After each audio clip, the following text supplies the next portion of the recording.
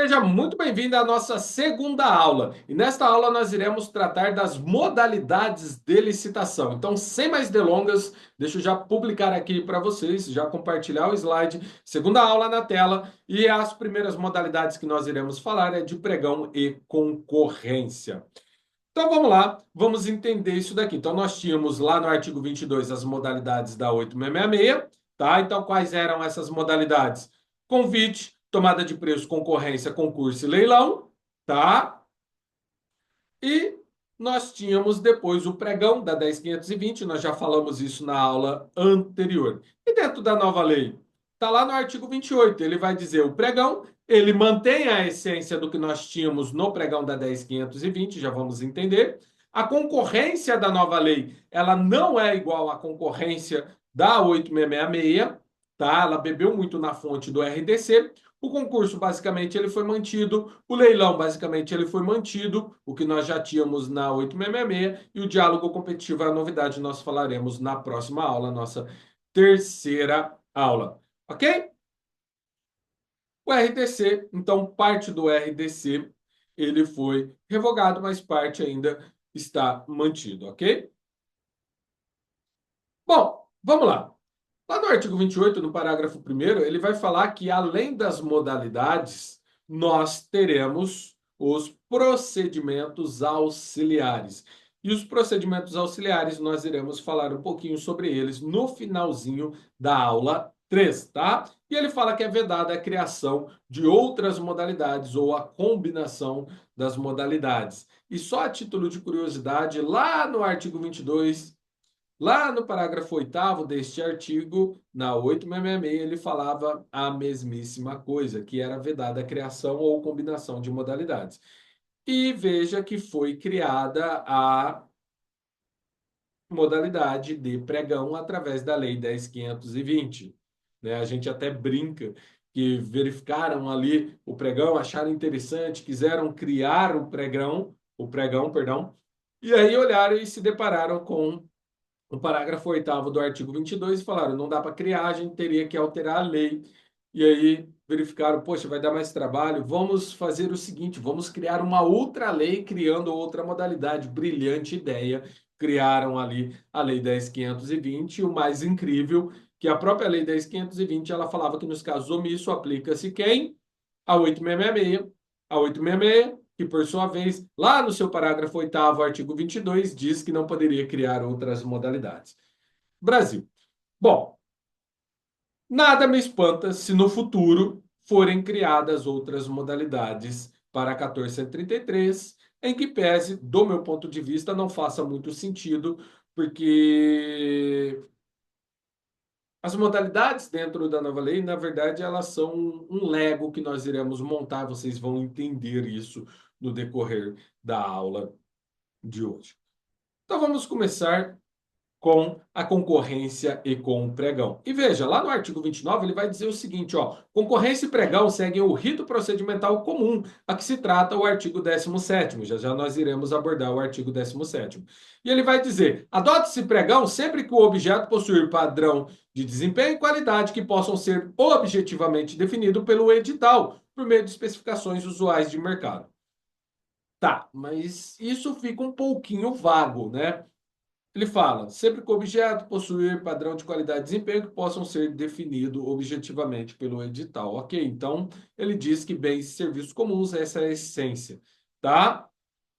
E aí ele vai dizer, ó, parágrafo único. O pregão não se aplica à contratação de serviços técnicos especializados de natureza predominantemente intelectual e de obras e serviços de engenharia, exceto serviços de engenharia de que trata a aliena A do inciso 21 do caput do artigo 6º, tá? E quais são esses serviços que ele está citando aqui? São os serviços comuns de engenharia, nós já iremos tratar daqui um pouquinho. Artigo 17º está aí, ele vai dizer qual é o procedimento do processo licitatório. Então, primeiro fase preparatória, planejamento da contratação, depois divulgação do edital de licitação, depois a apresentação de proposta e lance, quando for o caso, então poderá haver ou não lance, julgamento, habilitação, recurso e homologação. E lá no parágrafo 1º ele vai dizer que poderá haver inversão entre o 3 apresentação de proposta e lance, e o quarto, tá? Perdão, o 3 e o quarto com o quinto, que é a habilitação, tá? Então, o que acontece? A regra que nós temos na 1433 é a mesma regra do pregão. Então, o rito ordinário é o rito do pregão da 10.520. Primeiro proposta, lances, julgamento e depois habilitação. Entretanto, devidamente justificado, a habilitação pode ser primeiro do que a fase competitiva, que é o que nós tínhamos na 8666. Então, sim, a inversão de fases que nós falávamos lá na 8666, o que, que era a inversão de fases na 8666? Primeiro faz proposta e depois a habilitação. Essa inversão de fase se torna o que nós tínhamos na 8666. Primeiro eu faço habilitação e depois proposta. Por quê? Porque o rito ordinário, primeiro é proposta e depois habilitação. Ok? Então, pregão. Está lá no artigo 6º. E lembrando, as legislações novas do Brasil, ela tem um artigo que vai dizer o que aquela palavra significa para a lei. Não necessariamente esta palavra para a lei, ela, não necessariamente essa palavra para a lei, ela é idêntica no edital, tá? Só parar de projetar aqui para vocês entenderem. Então, o que que acontece? Dentro da lei, o artigo 6º é o dicionário da lei. Dentro da lei, neste artigo 6º, ele vai dizer o que aquela palavra significa para a lei. E já de cara, ele vai dizer o que é o pregão. Olha lá, ó. Pregão, modalidade de licitação obrigatória para aquisição de bens e serviços comuns, cujo critério de julgamento poderá ser menor preço ou maior desconto. Aqui nós já temos algumas informações importantes. Veja, no passado, eu poderia comprar qualquer objeto com qualquer uma das modalidades da 8666. Entretanto, a partir do momento que surgiu a Lei 10.520, que é a lei que instituiu o pregão, era esta a visão. Bens e serviços comuns eram os únicos objetos que eu poderia contratar por pregão. Só que lá na 8666 não existia uma obrigatoriedade de se usar pregão. Então, veja, eu poderia fazer, por exemplo, um sistema de registro de preço para aquisição de material de limpeza por concorrência, sem problema algum, porque não existia uma vedação expressa na lei. Eu sei que dificilmente você iria conseguir justificar a vantajosidade de se fazer isso. Mas não existe uma vedação legal. Dentro da nova lei existe. Se eu estou comprando bem e serviço comum, obrigatoriamente, o nome que eu tenho que dar para isso é pregão. E veja, o artigo 29 já diz que pregão e concorrência vão seguir o rito comum. Legal. Se ele vai seguir o rito comum, qual é a diferença da concorrência para o pregão? Ok, vamos discutir isso mais à frente. Então, continuando aqui. O que é bem e serviço comum? O artigo 6º também vai trazer, ó. Bem e serviço comum. Aquele cujo padrão de desempenho e qualidade podem ser objetivamente definidos pelo edital, por meio de especificações usuais de mercado. Ok. Mas eu lhe pergunto, um bem especial, eu não consigo definir no edital o que eu quero? Eu quero comprar, por exemplo, um um equipamento muito específico através de um diálogo competitivo. Eu não consigo descrever objetivamente o que eu queria. Eu não consigo descrever o padrão. Veja, eu vejo que essa definição talvez não seja a melhor definição para ilustrar corretamente o que seria um bem e um serviço comum, mas é o que está posto na lei. E veja, lá na lei também, ele vai trazer o que é um serviço comum de engenharia, que é o que dizia no slide anterior. Olha lá, veja, ele fala, ó, parágrafo único lá do artigo 29. Olha lá, ó, o pregão não se aplica às contratações de serviço técnico de natureza predominantemente intelectual e de obras e serviço de engenharia, exceto o serviço de engenharia que trata a aliena A do inciso 21 do artigo 6º. E ele está aqui, ó. Olha lá. Serviço comum de engenharia. Todo serviço de engenharia que tem por objetivo ações. objetivamente padronizáveis em termos de desempenho e qualidade de manutenção, de adequação e de adaptação de bens móveis e imóveis, com preservação da característica original. Por exemplo, o PMOC, que a gente contrata ali para manutenção dos ar-condicionado, serviço comum de engenharia, dá para contratar por pregão. Lembrando, essa definição, quem tem que trazer? O setor demandante, a área técnica.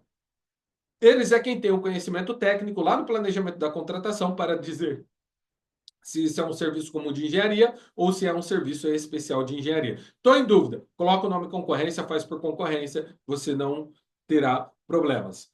Tá? Ok. E veja, como que eu vou definir esse bens e serviços comuns, como diz lá no artigo 6º? E aqui, o professor Marçal Justem Filho, ele vai dizer o seguinte, ó, na dimensão mais evidente, o objeto comum é aquele disponível no mercado que não apresenta variação significativa de qualidade. Mais precisamente, o objeto comum destina-se a atender necessidades comuns da administração, de modo que pequena variação na qualidade se torna irrelevante. Aqui ele traz uma dimensão, o professor Marçal.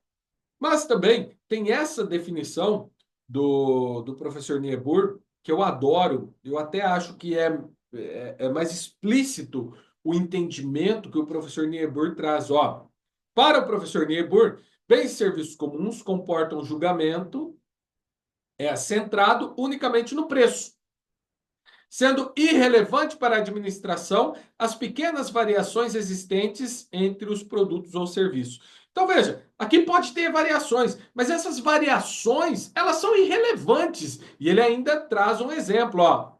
E ainda cita um exemplo. No caso de poda de árvore, pouco importa se a empresa irá utilizar a Serra Tramontina ou Skill. Tramontina e Skill são marcas de motosserra, tá? O fato é que ela deverá executar o serviço com o padrão mínimo definido no edital. Aqui vai mais uma dica: padrão mínimo definido. Não é porque eu estou fazendo uma contratação de bem e serviço comum, não é porque eu estou fazendo uma contratação centrada no menor preço que eu vou admitir qualquer proposta. Isso a gente vai ver mais à frente no julgamento da proposta. Ele tem que atender o padrão mínimo. E o que é o padrão mínimo? O que está estabelecido no edital. O que está estabelecido no edital é padrão mínimo. E veja, eu não vou colocar num serviço de poda que ele tem que utilizar o equipamento A, B ou C, porque isso se torna irrelevante. Porque se fosse relevante o equipamento que ele vai utilizar para fazer essa poda, eu não estou falando de bem comum, eu estou falando de bem especial. Então, se é relevante um determinado equipamento, significa que outros equipamentos não atendem à finalidade. Se eles não atendem à finalidade, não é comum, é especial. Eu não posso fazer pregão, eu tenho que fazer concorrência. Eu acho que está ficando um pouco mais claro aqui. O fato é que ele deva executar o serviço com o padrão mínimo definido em edital, já falamos. Dentro do prazo pactuado. Quando a administração adquire um veículo sedã, por exemplo, pouco importa se é um Toyota Corolla ou um Nissan Sentra, desde que ambos atendam ao padrão mínimo definido em um edital. Um outro exemplo, vou comprar carro. Ah, Corolla, Sentra, qual outro que tem no mercado? Né? Os BYD da vida, pouco importa. Ele atende a característica mínima que eu exigi no edital? Se a resposta for sim, ok, ok, é um bem comum. Se a resposta for não, não é um bem comum, é um bem especial. Eu vou ter que fazer concorrência. Tudo bem? Acho que ficou mais claro com essa definição, essas definições, perdão, dos professores Niebuhr e Marçal. Então, principais mudanças no pregão em relação ao pregão da 10.520. Primeiro, a possibilidade de inversão de fases. E sim, dentro do pregão da 1433, eu posso inverter fases. Está lá no artigo 17º, parágrafo 1º, nós já falamos sobre isso, que ele vai tratar do rito, e ele não traz nenhuma vedação enquanto pregão. Diferente da 10.520, que eu tinha que seguir aquele rito, eu não poderia fazer a inversão de fases, tá? Possibilidade e exigência de garantia de participação ou garantia de proposta. Veja, a garantia de participação ou garantia de proposta sempre foi permitido no âmbito da 8666. Entretanto, No pregão não era permitido, porque a própria Lei 10.520 ela vedava expressamente a exigência de garantia de participação. Veja que dentro da nova Lei de Licitações e Contratos isso não acontece. Não existe uma vedação expressa para que eu possa exigir garantia de participação em um pregão. Então, sim, pode ser exigido garantia de participação. Eu tenho, dentro da nova lei, para o pregão, dois prazos de publicidade. Na 10.520, o prazo era 8 dias úteis, sempre, independente do tipo de licitação que eu faria. Independente se fosse bem, independente se fosse serviço. Desde que fosse comum, poderia ser feito por pregão e o prazo eram 2 dias úteis. Dentro da nova lei, o pregão da nova lei, ele tem dois prazos de publicidade. Um para bens e um para serviço. Nós iremos falar isso mais à frente na aula em que nós falaremos, perdão, dos prazos de publicidade, tá? Novos modos de disputa. Então, a Instrução Normativa 73 de 2022 trouxe um novo modo de disputa. Nós iremos falar isso mais à frente, quando falarmos do modo de disputa, mas só antecipando, é o fechado e aberto, tá? E a concorrência dentro da nova lei? Como que é a concorrência dentro da nova lei? Então, concorrência, modalidade de licitação para contratação de bens e serviços especiais e de obras e serviços comuns e especiais de engenharia, cujo critério de julgamento poderá ser, e aí ele vai dizer, menor preço, igualzinho o pregão, tá? Melhor técnica ou conteúdo artístico, isso daqui vai ser igual ao concurso, nós iremos falar na próxima aula, tá? Técnica e preço, ok? Maior retorno econômico para contratações por eficiência. Nós iremos tratar disso um pouquinho mais à frente, tá? Maior desconto, que também pode ser utilizado por pregão. E veja, o pregão, ele já determinou que a modalidade obrigatória para a contratação de bens e serviços comuns, nós já falamos o que são bens e serviços comuns. No pregão, ele fala que o critério de julgamento será menor preço ou maior desconto. Na concorrência, eu posso utilizar praticamente todos os critérios de julgamentos que existem na nova lei. Todos. Todos. Ok? O que são bens e serviços especiais? Aqueles que, por sua alta heterogeneidade ou complexidade, não podem ser descritos na forma do inciso 13, tá? Do caput do artigo, ou seja, bens e serviços comuns. Então, se ele não é bem serviço comum, ele é bem serviço especial, tá? E o que é uma obra? Toda atividade estabelecida por força de lei, como privativa das profissões de arquiteto e engenheiro, que implicam na intervenção do meio ambiente por meio de um conjunto harmônico de ações que agregam, perdão, de ações que agregadas formam um todo que inova o espaço físico da natureza ou acarreta a alteração substancial das características originais dos bens imóveis. Então, reforma deve ser considerado uma obra, fique atento. Reforma não é manutenção, manutenção é outra coisa, manutenção, repara, é uma coisa. Reforma é uma obra, ela, ó, que acarretam alteração substancial da característica original do bem imóvel. Tá? Quais são as principais mudanças da concorrência na nova lei? Novo rito, tá? Então, primeiro julga a proposta, depois a habilitação. A concorrência da 8.666, primeira habilitação, depois a proposta, tá? A concorrência passa a ser eletrônica. Pode fazer presencial? A gente já falamos sobre isso na primeira aula. Sim, pode fazer presencial, mas preferencialmente eletrônica. Está lá no artigo 17º, tanto no parágrafo 2º quanto no parágrafo 5º, tá? Vários prazos de publicidade. A concorrência da 8.666 só tinha um prazo, 30 dias úteis. Eu adicionava 15 dias se fosse técnica e preço. Dentro da nova lei existirão vários prazos de publicidade. Isso vai variar de acordo com o quê? Natureza do objeto a ser contratado e o critério de julgamento que eu vou escolher. Eu não. Planejamento da contratação. Tá? Disputa de lances. Está lá no artigo 56, parágrafo 1º, nós iremos tratar disso especificamente lá na hora que falarmos da disputa de lances e julgamento, tá? O que mais? Garantia adicional aliás, perdão, desculpa. Contratação de obras e serviços de engenharia por regime de contratação integrada e semi-integrada. Isso nós incorporamos lá do RDC.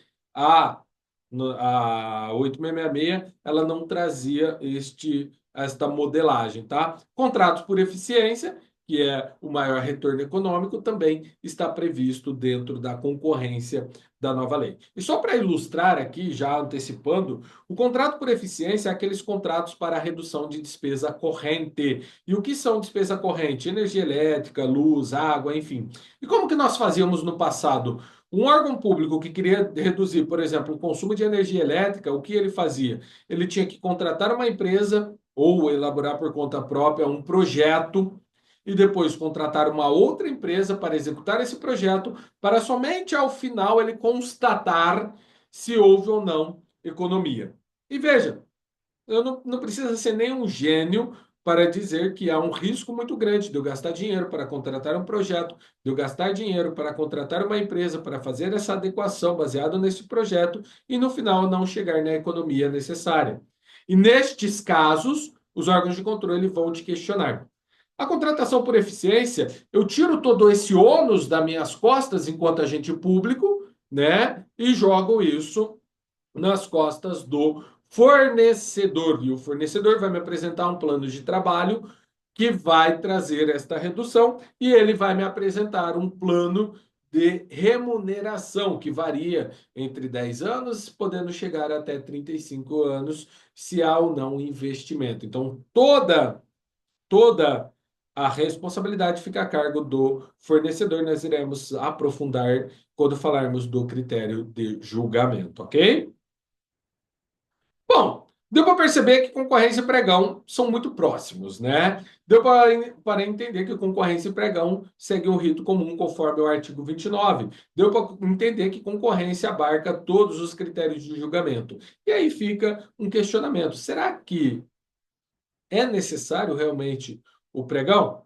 Então veja, olha lá, ó, concorrência segue o rito comum, concorrência abarca todos os critérios de julgamento, concorrência pode ser adotado todos os modos de disputa, tá? Independente de ser isolado ou não. Concorrência pode ser usado para contratação integrada e semi-integrada. E a pergunta é: será que eu não poderia fazer concorrência também para serviços comuns? Já que o pregão só pode para serviços comuns, tá? Veja, no meu livro, quando eu escrevi, eu até citei em relação a isso, ó, permite-me questionar, não seria mais engenhoso se a concorrência e o pregão fosse uma coisa só? Ou seja, uma única modalidade de licitação, ou tudo poderia chamar concorrência, ou tudo poderia chamar de pregão? Poderia, né? Poderia. E quando a gente lê a lei, dá a entender que tudo seria concorrência, mas por algum motivo depois foi incluído o pregão, tá? Mas dá a entender que tudo seria concorrência. Pois bem, valendo-me da minha licença poética, afirmo ou suponho que o legislador, ao conceber o texto, parece ter tido o interesse de homenagear e prestigiar a modalidade que protagonizou inúmeras inovações e quebras de paradigma nas contratações públicas. Nesse sentido, além de destacá-lo e deixá-lo com sua essência intacta, sim, é verdade, porque o pregão ele mantém para bens e serviços comuns, o pregão ele mantém primeiro o julgamento de proposta e depois a habilitação, né? Ele mantém a fase de lances, enfim, a essência dele está intacta. Trouxe modernidade a ela.